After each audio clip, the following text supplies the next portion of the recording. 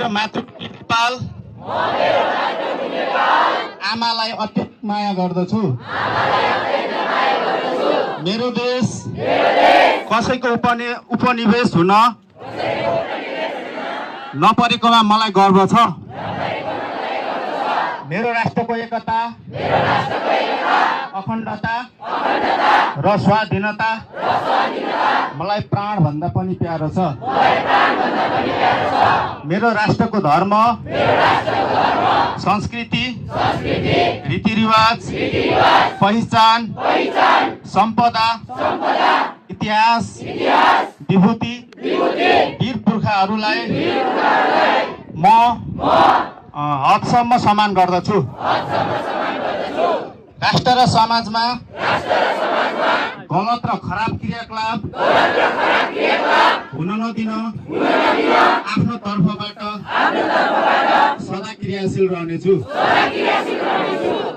मैले हाम्रा मानिसहरूलाई हाम्रा भन्नु पर्दछ र हाम्रा हुँदैमा राम्रो मान्नु हुँदैन। मह, राग, देश, डाहा, ईर्ष्या र अनावश्यक रिस जस्ता कुभावनाहरू मेरो शत्रु हुन्।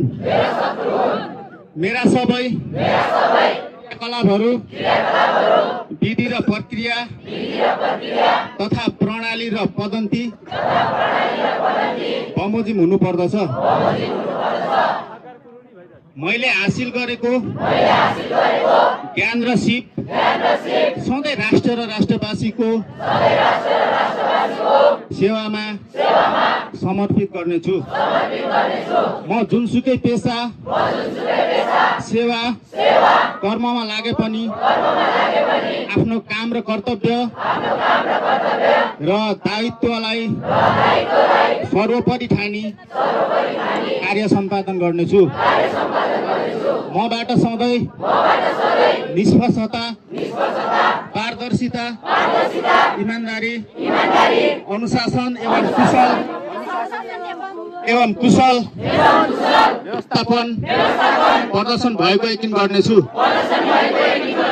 म कहिले पनि आफ्नो योग्यता र क्षमता भन्दा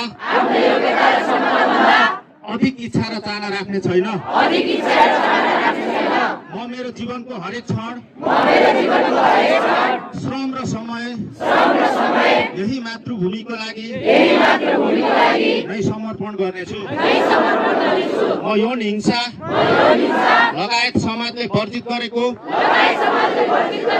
कुनै पनि क्रियाकलापमा संलग्न हुन्न र अरूलाई पनि यसबारे सचेत गराउँदछु। म राष्ट्रको कर्णधार हुँ। म राष्ट्रको भविष्य हुँ। तसर्थ मेरो सबै क्रियाकलापहरू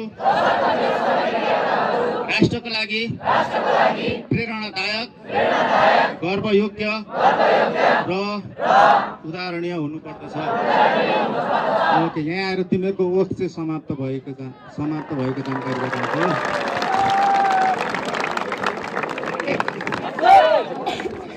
अब सरी भाइ टाटा बोल्ने बेला भयो।